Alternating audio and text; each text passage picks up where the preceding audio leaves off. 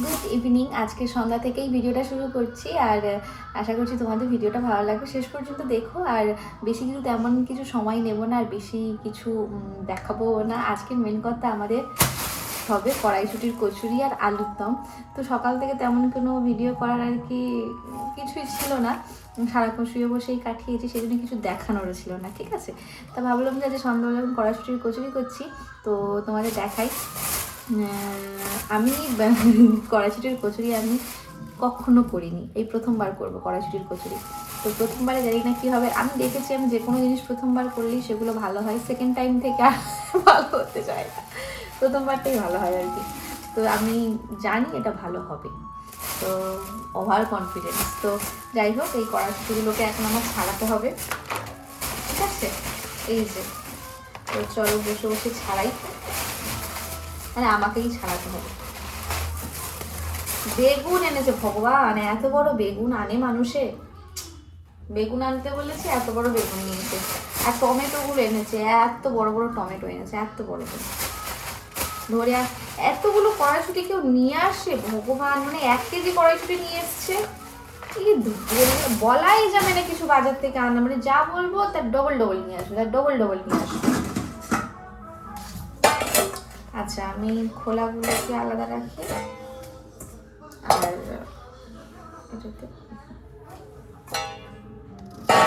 এবারে সব হবে। তো আমি এগুলোকে ছাড়াতে থেকে আবার টাইম লাগবে বুঝলে ছাড়াতে। তো তোমরা দেখো ভিডিওটা, আর আমি কেমন বানাই। আমি পিসিকে ফোন করেছিলাম, জিজ্ঞেস করেছি যে পিসি কীভাবে বানাবো। তো পিসি বলেছে যে এইভাবে বানাবে, আমি সেইভাবেই বানাবো। ঠিক, জানি না কেমন হবে, তো যেমন হোক তাই চলো তোমাদের সাথে শেয়ার করি। হ্যাঁ, প্রথমটা কালকে আবার শ্রেয়াংশী স্কুল আছে, ঝামেলা, ভালো লাগে না। এই যে আমিও চলে এসেছি দেখো, আর একজন আমার পেছন পেছন চলে এসছে। আমি না থাকলে ওর ঘরে পেছন বসে না, মানে আমি যেখানে থাকবো ও সেখানেই থাকবে। ঘরে যতই টিভি চলুক আর যাই হোক, আমার পেছন ছাড়া যাবে না, মার পেছন পেছন ঘুরতে হবে। তো আমি এদিকে ভাবলাম যে নিরিবিলি ওকে টিভি চালিয়ে দিই, কাজ করিনি তাড়াতাড়ি। সেটি তো হচ্ছে না, ও তো এসে আমার কাছে জড়াবেই। তো বসে বললাম যে তুই এখানে বসে তুইও আমার সাথে কড়াইশুঁটি ছাড়া। বলতে আর কি করে, সেও লেগে পড়েছে আমার সাথে কড়াইশুঁটি ছাড়াতে। আর আজকে না একদমই কোনো প্ল্যান ছিল না কড়াইশুঁটির কচুরি।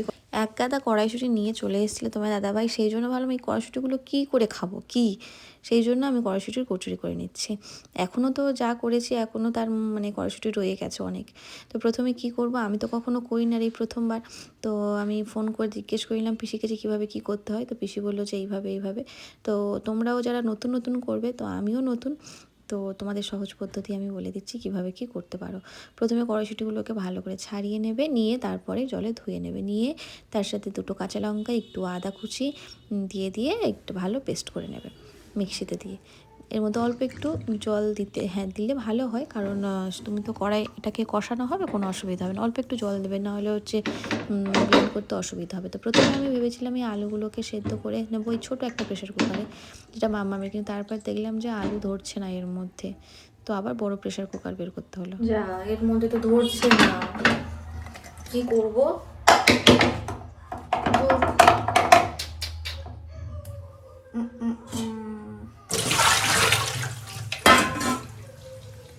কি করব, ধরছে না তো, চেপে দিলেও হবে না। প্রেশার কুকারে আর সেদ্ধ করিনি, এই যে এই গামলিটা একটা বড় ছিল, এর মধ্যেই সেদ্ধ বসিয়ে দিয়েছি। তো চলো প্রথমে ওটা ওদিকে যেমন সেদ্ধ হচ্ছে হোক, আর আমি এদিকে কড়াইশুঁটির কচুরির যে পুরটা, ওটাকে করে নিই, কষিয়ে নিই। ওটা প্রথমে কড়ার মধ্যে দিয়ে দেবে একটু হিং দিলে কিন্তু ভালো সেন্ট হয়, টেস্টটাও ভালো হয়। তো হিংয়ের একটা সেন্ট, তো হিং দিয়ে দেবে, তারপর দিয়ে দেবে একটু কালো জিরে তেলের মধ্যে। তারপরে যে পুরটা আছে ওই পুরটাকে দিয়ে দেবে, দিয়ে ভালো করে কষিয়ে নেবে যতক্ষণ না পর্যন্ত কড়া থেকে পুরটা ছেড়ে আসছে, ততক্ষণ পর্যন্ত। তারপর একটু নুন মিষ্টি স্বাদ মতো নুন, স্বাদ মতো একটু চিনি দিয়ে টেস্ট করে নামিয়ে নেবে, তোমাদের যেমন লাগবে। তো আমি যেটুকু ছিল তার মধ্যে সমস্ত কিছু হাত দিয়ে আর কি পুরটাকে বের করে নিচ্ছি। তো এইভাবে করে নেবে। তা এটা এটা কিন্তু কষাতে হবে, ভালো করে কষাতে হবে। তা না হলে কিন্তু যখন তুমি পুর দেবে মানে লেচির ভেতরে, তখন কিন্তু পুরটা বেরিয়ে যাওয়ার ভয় থাকবে। তো সেই জন্য এমনভাবে কষাতে হবে যেন টান টান হয়ে যায়, পাতলা থাকলেই পুর বেরিয়ে যাবে। টান টান করতে হবে, তো তার জন্য তোমাকে ভালো করে কষাতে হবে। তো আমি ভালো করে কষিয়ে নিয়েছি। চলো এটাকে এবারে তোমাদের নামিয়ে নিই। এই যে এতটা দেখো না, এমন টান করেছি সেই হাতা থেকেই ছাড়ছে না, খুন্তি থেকে। তো এইরকম আর কি করতে হবে। তো এটাকে আমি ঠান্ডা করতে দিয়ে দেবো। এটা ঠান্ডা করতে দিয়ে আমি আলুর যে দমটা ওটাকে বানিয়ে নেব। ততক্ষণ এটা ঠান্ডা হয়ে যাবে, আলুর দম বানানো হয়ে যাওয়ার পর তারপর শেষে আমি কচুরিগুলোকে করব। তো আলুর দমটা একদম সিম্পল রেসিপি। আলুর দমের জন্য দেখো আমি একটা ওই হলুদ কালারের বাটির মধ্যে ওই সমস্ত কিছু কেটে রেখেছি।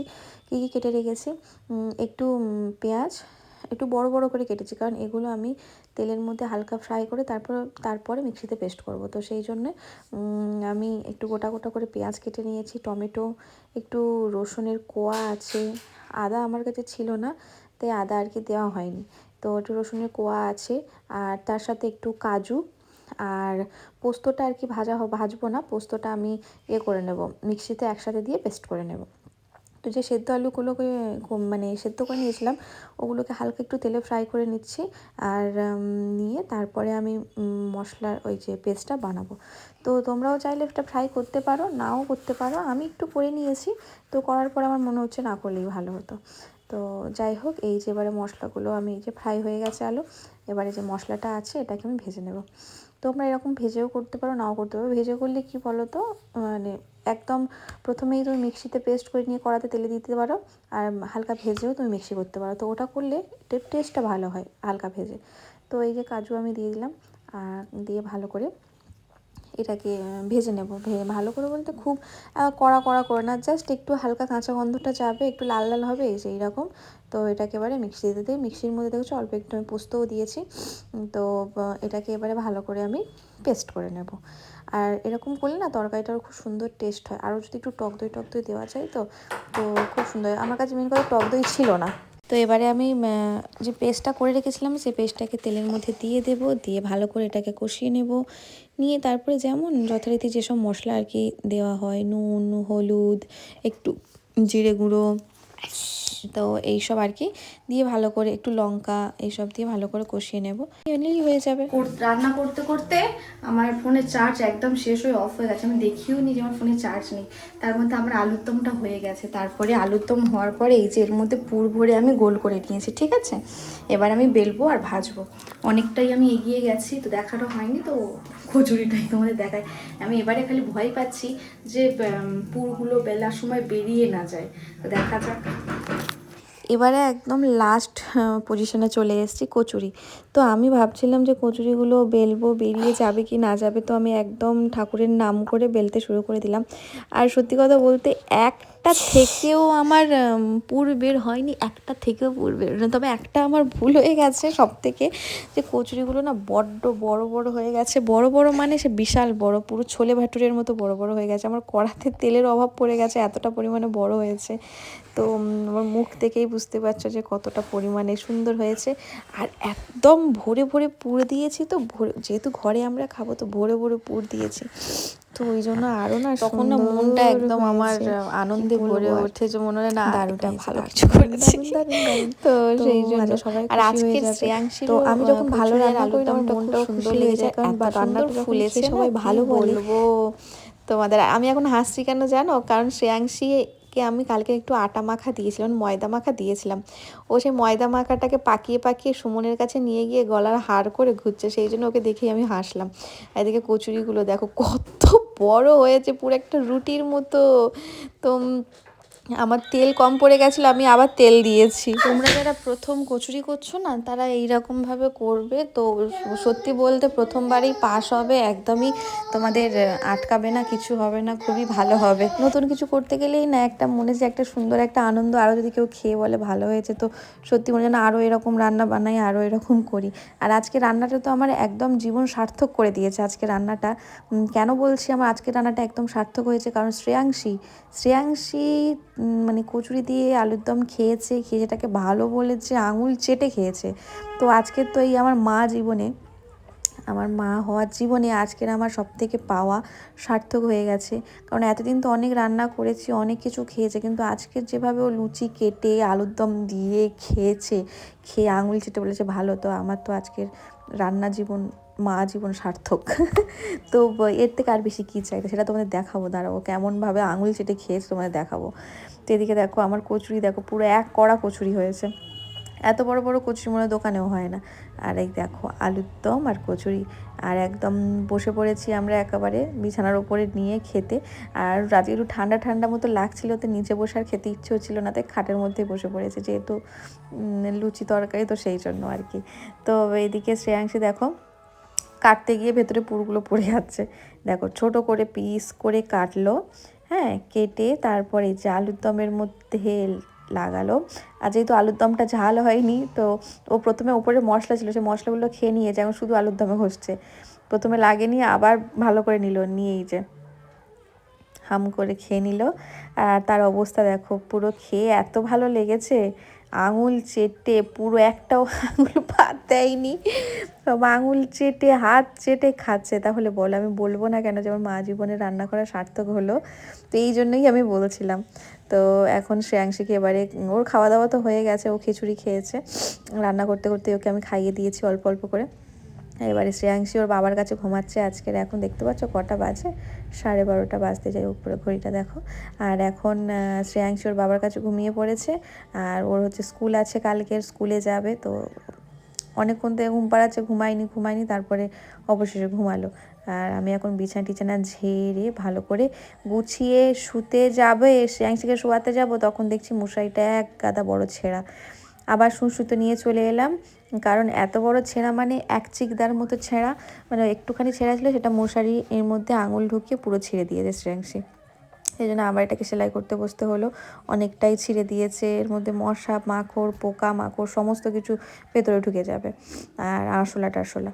তো ওই জন্য আর কি ভালো করে আমি সেলাই করে নিচ্ছি। এই মশারিটা না কি সমস্যা, মশারিটা চারিদিকেও খালি ছিঁড়ে দিচ্ছে। একটা তো মাঝখান থেকে পুরো ফাড়া আছে, সেই মশারি খাটানো অবস্থায়, টাঙানো অবস্থায় মশারির ওপর উঠেছিল, এমন পুরো মশারি ছিঁড়ে ভেতরে পড়ে গেছে। সেটা সেলাই করা মানে চারিদিকে শুধু সেলাই করা, তাপি তুপি মেরে আমার মশারিটা চলছে। তো যাই হোক মশারিটাকে সেলাই করে নিয়েছি, এবারে শ্রেয়াংশীকে দেবো ধাপাস করে খাটের ওপরে ফেলে। আমাদেরও খাওয়া হয়ে গেছে, আমিও এবারে ফ্রেশ হয়ে আর শুয়ে পড়বো। মেন কথা শ্রেয়াংশীকে শুইয়ে আমিও তাড়াতাড়ি শুয়ে পড়ি, কারণ আমাকেও ওর সাথে সকাল সকাল উঠতে হয় স্কুলে নিয়ে যাওয়ার জন্য, তো সেই জন্য। এই যে শ্রেয়াংশী ঘুমিয়ে পড়েছে, আর এত দুষ্টুমি করে না, বকি মারি, আর তারপর যখন ঘুমায় এত মন খারাপ হয় ওকে দেখলে, কি বলবো। তো যাই হোক আজকের আমার এই কচুরি ঘর ব্লগটা কেমন লাগলো তোমরা অবশ্যই জানিও, আর আশা করছি তোমাদের ভালো লাগবে। তো শেষ পর্যন্ত দেখো এটা, আর মশারিটা খাটিয়ে নিলাম। আজকের মতো গুড নাইট, টাটা, আবার দেখা হচ্ছে পরবর্তী একটা